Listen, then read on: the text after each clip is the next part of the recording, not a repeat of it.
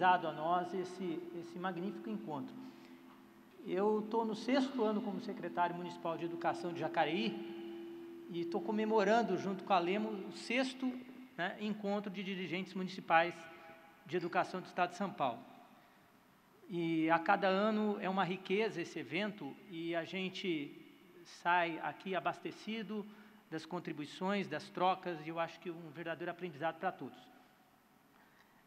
Coube aqui nessa mesa discutir com vocês a importância de uma base nacional comum para o município e os benefícios, né, que traz essa discussão sobre a base nacional e a implementação na esfera municipal. Muitas das questões que a gente vai discutir, elas se assemelham às discussões, é claro, que a Cleusa acabou de colocar. E não é por acaso, nós somos secretários de educação, não é? Então, certamente, os dilemas, os desafios, os impasses, eles são os mesmos. Então, fundamentalmente, eu acho que a minha apresentação, talvez, ela se mostre um pouco mais teórica, até porque eu imaginei que a Cleusa iria trazer todas as pautas do secretário municipal de educação. Então, eu tentei aqui, também para não ser repetitivo, trazer algumas questões que eu penso que são conceituais, mas que são importantes para a gente refletir. Então, a primeira questão que eu colocaria é exatamente essa: qual deve ser o foco do gestor no debate sobre a base nacional comum? Não é? E aí eu já começo a discutir, eu estava conversando com a Paula nos momentos que antecediam essa nossa conversa, né, que essa própria expressão, a base nacional comum, no fundo também é uma maneira da gente escapar de uma terminologia que, de certa forma, incomoda muito a academia, que é a expressão currículo, não é? E a Cleusa também tocou nesse ponto. Eu penso que a academia, ela satura a vida política de significações que muitas vezes depois se tornam entraves para a gente pensar a nossa realidade. Então, eu também vou me ater pouco a essa expressão base nacional comum, e eu vou preferir muitas vezes a palavra currículo, porque eu acho que a gente pode também estar desviando de uma discussão que eu acho que é muito mais profunda, que é a temática do currículo mesmo, não é?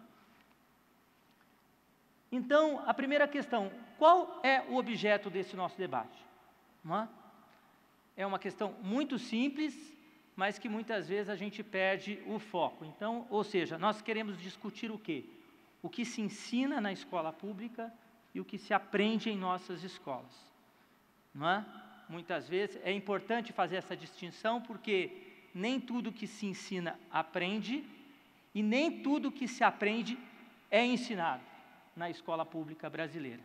Então, essa discussão é o foco, e eu penso que é nela que a gente deve se ater.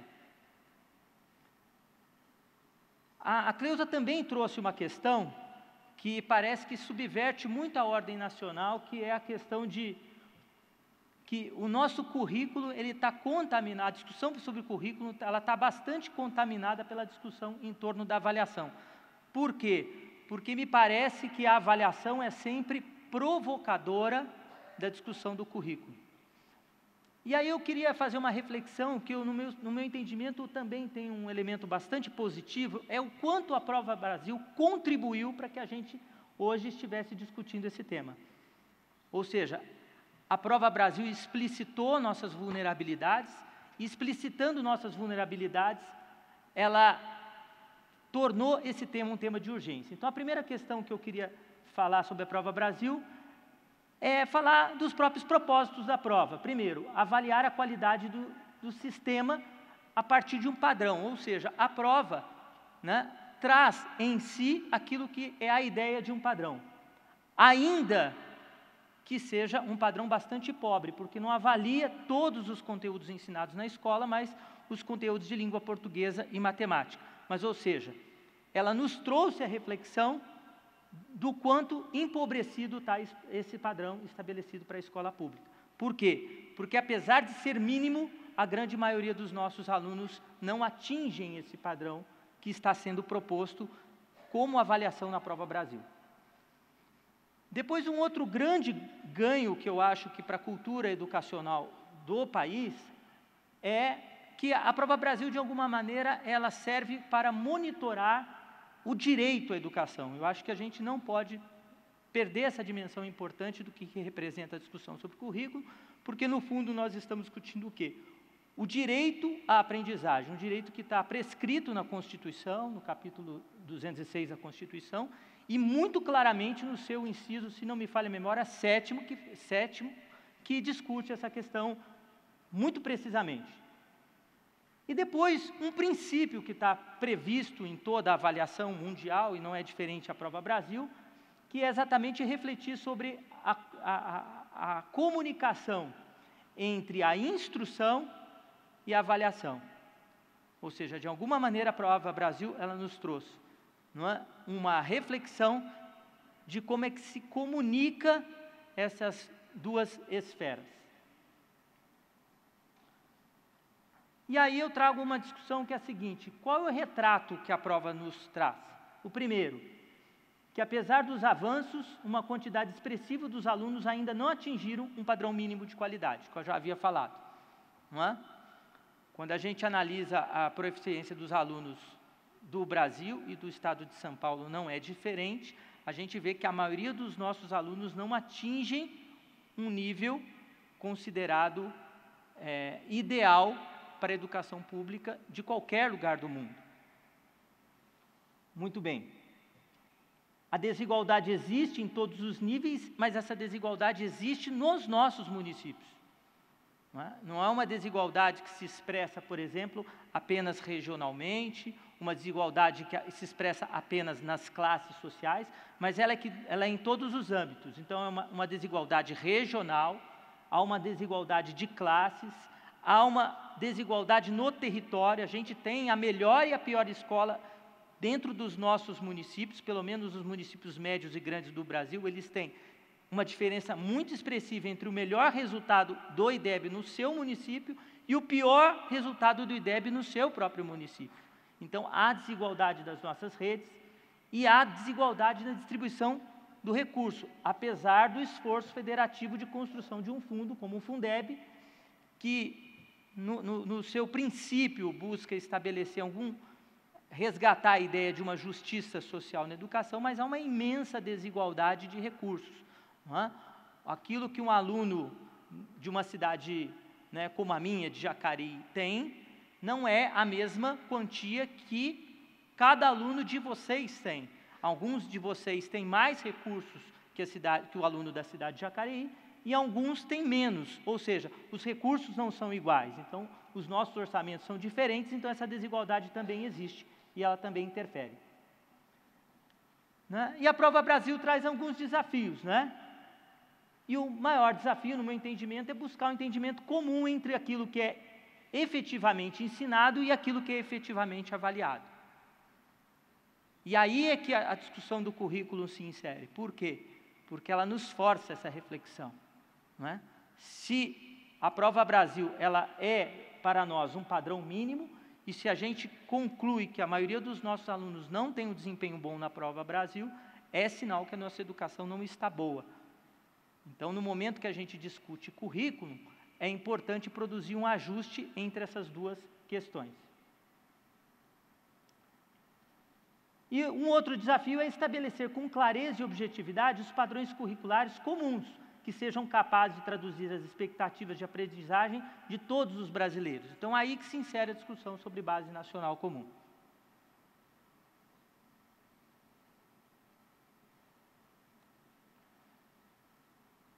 Aí, então, eu gostaria de trazer um tema que a Cleusa também já tocou, que é a questão da resistência ideológica que existe quando a gente estabelece a discussão sobre um currículo nacional comum.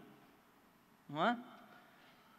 E na base dessa discussão está uma visão que preponderantemente domina o universo acadêmico brasileiro. E é um pouco sobre essa visão que a gente gostaria de refletir um pouco mais. Há hoje uma oposição instituída entre aqueles que defendem uma base nacional e aqueles que são contrários a um padrão curricular. E subjacente a essa ideia, né, ou escondida desse debate, está uma outra questão, que é a questão das imagens e das representações que traz em si essa discussão do currículo. Não é? Então, se a gente for analisar, a gente vai ver, por exemplo, que a ideia de centralidade que traz um currículo nacional, não é? Ela encontra uma resistência de descentralização do currículo. Ou seja, o Estado Nacional não pode falar sobre esta questão. Isso é uma decisão da escola, isso é uma decisão da rede municipal, isso é uma decisão do professor. Ou seja, a força da descentralização enquanto imagem, enquanto representação no universo simbólico da pedagogia, no discurso pedagógico, a força que a descentralização exerce nas nossas cabeças, né, traz consigo a ideia de que a ideia da centralização não é uma coisa boa. Ou seja, talvez isso seja um legado, né, do próprio período que a gente vivenciou no país, que é o período da ditadura. Ou seja, qualquer força de centralização no país, ela é julgada como autoritária. Então, aí nós temos uma outra oposição, né, onde quem defende qualquer medida centralizadora essa pessoa é vista como autoritária. Uma outra questão, não é? É a oposição que eu acabava de falar, ou seja, de um lado é a força de um Estado nacional, de outro lado é a localidade. E o universo do discurso pedagógico, ele permeia a ideia de que a decisão da escola é mais importante do que a decisão do Estado. E aí, então, nós temos a ideia de currículo nacional vista como impositiva, né? E a ideia de descentralização ela é vista como uma espécie de liberdade de concepção de cada unidade escolar, de cada professor ou de cada rede municipal. Então, o que eu queria discutir é o seguinte: há um simbolismo negativo, né, em torno da discussão de um currículo nacional, e, no meu entendimento, esse simbolismo negativo, ele traz na sua base uma certa saturação de ideias que vem da academia, como bem colocou a Cleusa. Ou seja, na academia, qualquer tentativa, né, de reflexão a partir de um mecanismo mais central, ela é vista como antidemocrática, e aí talvez esteja, digamos assim, a seara ideológica onde acontece o debate, onde o debate ele é mediado. E aí eu entendo essa questão também como um falso paradoxo. Por quê? Porque a centralidade do debate sobre a base nacional comum, não é? Ela não pode ser confundida com a restrição à liberdade do modo de ensinar. Então, por alguma razão, não é? A ideia de que a construção de um currículo vai representar alguma restrição a liberdade e o modo de ensino dos nossos professores. O que, na verdade, é um falso paradoxo. Ou seja, porque o modo de ensinar ele é reflexo das nossas práticas, da nossa diversidade cultural, das nossas concepções pedagógicas, e isso não tem absolutamente nada a ver com a construção de um currículo nacional. Então, o contexto desse debate ele se insere a partir dessa escala valorativa, não é? O que está em jogo quando a gente discute currículo? Como já foi colocado novamente aqui pela Cleusa. A primeira é a questão da qualidade. Ou seja, nós precisamos garantir um padrão de qualidade nas nossas escolas para todos os brasileiros. E nós não podemos correr riscos, né, que em nome de concepções, de liberdades, né, nós coloquemos em risco a ideia de qualidade. E a ideia de uma qualidade para todos, né, ela traz em si a ideia da equidade, ou seja, de que a escola pública sendo para todos, ela tem que garantir a todo o conjunto de seus alunos o aprendizado. E para terminar, eu trago aqui uma imagem que que é da tradição judaico-cristã, que é a imagem da Torre de Babel, não é? Para terminar essa reflexão, que eu acho que é o que eu gostaria que ficasse aqui dessa minha contribuição para esse debate. Ou seja, de que a ausência de um currículo, ela representa um risco para a arquitetura do sistema. Então, se nós tomamos lá em 1988, quando pensamos uma Constituição para o país, se nós pensamos, né, que nós precisávamos construir um sistema nacional de educação, se esses princípios que ordenam a nossa Constituição pensam a qualidade, a equidade, né, como elemento sistemático da educação, a ausência do currículo, ela representa um risco para esse sistema. E o risco é o quê? O risco é que, por conta das diferentes linguagens, a gente não consiga garantir um ensino de qualidade a todos os alunos da escola pública brasileira. Muito obrigado.